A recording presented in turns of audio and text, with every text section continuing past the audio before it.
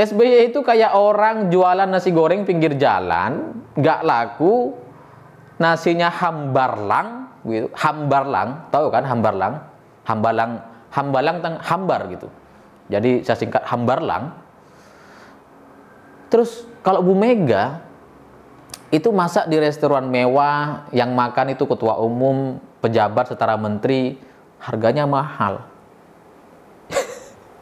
Jadi beda banget.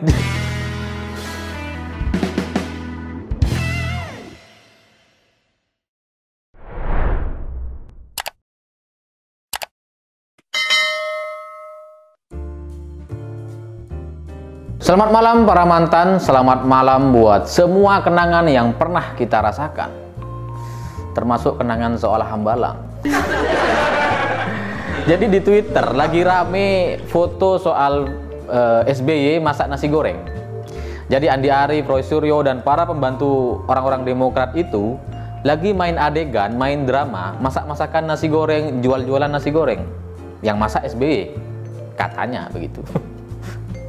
Cuma sebagai orang yang suka nasi goreng dan sering banget gitu makan nasi goreng, sebagai rakyat biasa saya ingin bertanya begitu. Sejak kapan penjual nasi goreng jadi senarsis ini? Jualan nasi goreng pakai banner atau baliho sebesar ini. Di mana itu ada penjual nasi goreng kayak gini gitu? Saya udah keliling tuh ke banyak tukang nasi goreng di berbagai daerah tuh, nggak ada tuh orang senarsis ini gitu. Yang kayak gini nih biasanya orang tukang nasi goreng mau jadi caleg kayak gini nih. Nah, SBY apa mau jadi calon legislatif lagi gitu setelah turun dari Demokrat? Jadi judulnya penjual nasi goreng calon anggota DPR. Emang kayak gitu. Jadi kalau kemudian Andi Arief bilang bahwa adegan ini atau drama ini untuk menunjukkan kondisi di masyarakat, banyak orang banting setir katanya. Ini bagi saya sebuah pernyataan yang tidak peka terhadap kondisi masyarakat. Orang nggak tahu keadaan di bawah gitu. Bagaimana ceritanya banting setir dan jualan nasi goreng itu jadi alternatif utama? Orang lagi krisis, ekonomi lagi krisis, lagi berat, iya betul. Tapi untuk jualan nasi goreng itu tidak bisa dilakukan saat kita masih krisis. Karena apa? Karena jualan nasi goreng itu mahal. Butuh biaya gerobak, butuh bangku, meja, butuh alat-alat dan lain-lainnya gitu, gas, panci dan sebagainya. Itu bisa 10 jutaan begitu. Modal untuk jualan nasi goreng ya paling enggak jutaan rupiah lah. Bagi orang yang sedang dilanda krisis, bagi masyarakat bawah, itu nggak bisa dilakukan gitu. Karena itu mahal. Kalau bagi Andi Arief, ya mungkin itu murah karena orang-orang kayak Andi Arief ini kan ya pernah nyabu, setahu saya ada beritanya, terus ada PSK-nya, ya mungkin 10 juta bisa habis dalam satu malam. Tapi bagi rakyat biasa, ini mahal gitu. Anda itu sedang ngejekin kami atau gimana? Kok bilang opsi rakyat lagi susah terus jualan nasi goreng? Lagian di tiap wilayah itu udah ada penjual nasi gorengnya gitu. Kalau rakyat disuruh jualan nasi goreng semua, nanti udahlah saingan, udahlah nggak enak, udahlah keluar biaya mahal, terus nggak laku.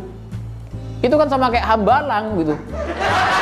Hambalang kan nggak gitu, udah mahal, kerja udah bertahun-tahun, nggak dipakai, jadi sarang hantu gitu. Jadi monumen korupsinya SBY, kan itu. Jadi orang kok nggak peka banget. Kalau kemudian Roy Suryo atau pakar video porno atau orang yang pernah ngambil panci di Menpora itu bilang bahwa ini adalah sindiran cerdas, ya cerdas pancimu itu. Gimana ceritanya nyindir pemerintah dengan cara main adegan jual-jualan kayak gini? Gimana ceritanya? Jual-jualan kayak gini kan menunjukkan bahwa kalian semua itu waktu masa kecilnya tuh kurang bahagia gitu. Ini kan mainan anak kecil nih. Kalian udah tua masih main jual-jualan. Nggak bahagia banget kalian gitu. Nyindir pemerintah itu kok pakai adegan kayak gini sih gitu. Kalau saya rakyat biasa melihat adegan kayak gini, justru kami yang tersinggung gitu. Memang ada teman-teman saya yang banting setir dari travel, jadi jualan baju, jualan telur, jualan gas. jadi reseller dan sebagainya, ya memang itu yang bisa mereka lakukan karena usaha mereka kayak travel umroh dan wisata itu sudah mati gitu karena alasan protokol kesehatan nggak bisa bergerak.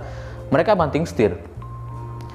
Tapi ketika Anda orang-orang elit itu hanya bisa menunjukkan sebuah drama atau adegan banting setir, ya meskipun nggak relevan gitu, banting setir sampai jualan nasi goreng begitu, meskipun nggak relevan, itu kan kayaknya Anda tuh ngejekin kami gitu. Kondisi kami lagi susah, terus Anda bikin adegan nggak gitu. Itu kan sama kayak kita lagi susah gitu, kemudian tetangga kita tahu, terus tetangga kita bikin drama dan pentas di desa lain, terus dia bilang, oh si itu lagi susah, dia banting setir jualan nasi goreng. Itu kan harusnya kalau kalian tahu bahwa masyarakat itu lagi susah, bantulah.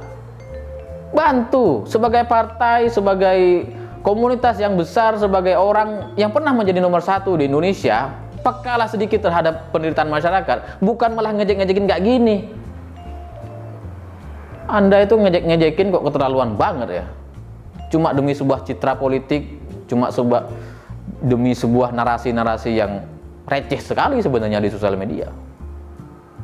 Virus itu memang sudah melanda banyak negara dan dampaknya kepada ekonomi. Iya, memang negara kita juga terdampak, masyarakat kita memang sedang terpuruk begitu ekonominya, terutama masyarakat bawah. Tapi kan bukan nggak gini caranya gitu, nggak gini caranya. Lagian, kenapa sampai harus SBY yang turun tangan gitu? SBY ini kan udah nggak jadi ketua umum. Ketua umumnya sekarang kan katanya AHY gitu. AHY-nya kemana sih? Kok sampai SBY yang turun tangan gitu? Mantan presiden jualan nasi goreng. Itu kan sebuah penurunan gitu. Yang ada itu tukang kayu jadi presiden, tukang martabak jadi wali kota, tukang bubur naik haji. Itu. Ini kalau dari presiden jualan nasi goreng, ya meskipun cuma main-main gitu, cuma ngejek-ngejekin masyarakat, ya tetap aja itu memalukan gitu. Dan kayaknya itu nggak disadari, justru dinikmati oleh mereka gitu. Orang-orang Demokrat itu justru menikmati itu, nggak ada rasa bersalah, nggak ada rasa malu. Ya mungkin sama kayak ini ya, sama kayak video yang katakan tidak pada korupsi. Terus semua iklannya pemerannya itu masuk penjara semua kecuali Ibas. Ya mungkin nggak gitu, tapi saya kemudian jadi teringat dengan sebuah momentum atau kejadian bersejarah gitu ketika habis Pilpres, di tengah-tengah kondisi masyarakat yang lagi panas begitu antara dua kubu setelah pengumuman quick count atau hasil real count KPU yang menang kemudian Jokowi dan Prabowo dinyatakan kalah. Saya jadi teringat dengan masa-masa itu gitu, karena Bu Mega sebagai orang yang pernah jadi presiden juga dan masih menjadi ketua umum partai PDI Perjuangan begitu, itu juga masak nasi goreng. Saya jadi teringat itu begitu. Bagi saya momen itu adalah sebuah momen yang sangat bersejarah, karena dari sana, dari nasi goreng yang dimasak Ibu Mega yang diaturkan kepada Prabowo, itu berhasil membuat Prabowo berhenti memprovokasi, berhenti mengklaim kemenangan, dan berhenti meninggalkan semua pendukung-pendukung radikalnya itu. Dan kemudian masuk menjadi menteri, bergabung, berkoalisi, mengambil semua partainya, koalisi dan pemerintah, dia jadi menteri. Meskipun saya nggak suka dengan Prabowo dan saya nggak suka ketika dia ditunjuk jadi menteri, tapi tetap saja sejarah nasi goreng yang dilakukan oleh Bu Mega itu berhasil membuat sejarah besar di negara kita. Bahkan negara Amerika pun yang katanya sesepuh demokrasi itu nggak mampu melakukan ini gitu. Bu Mega berhasil melakukan ini. Jadi kalau sekarang ada SBY bikin nasi goreng hanya untuk sindiran terhadap pemerintah katanya, sekalipun itu nggak relevan dan nggak tepat sasaran begitu. Itu kalau dibandingkan dengan Bu Mega jauh sekali bedanya gitu. SBY itu kayak orang jualan nasi goreng pinggir jalan, nggak laku, nasinya hambarlang gitu. Hambarlang, tahu kan hambarlang? Hambalang hambar gitu. Jadi saya singkat hambarlang. Terus kalau Bu Mega itu masak di restoran mewah, yang makan itu ketua umum, pejabat setara menteri, harganya mahal. Jadi beda banget. Beda banget gitu. Kalau saya jadi SBY, saya akan marahin tim komunikasi yang bikin ide ini gitu. Karena apa? Karena Bu Mega itu sudah melakukan jauh sebelumnya gitu. Dan itu sudah ada jejak digitalnya atau ada di banyak media begitu. Mestinya kan mereka paham dan sadar bahwa wah, kalau Pak SBY masak nasi goreng juga, ini orang bisa teringat kepada Bu Mega dan bisa membanding-bandingkannya gitu. Dan sekarang itu yang terjadi, itu kayak Anda tuh lagi bunuh diri gitu. Bikin sesuatu yang receh, remeh-temeh, sudah begitu, nggak tepat sasaran dan nggak laku. Sementara Bu Mega sudah bikin standar yang sangat tinggi begitu.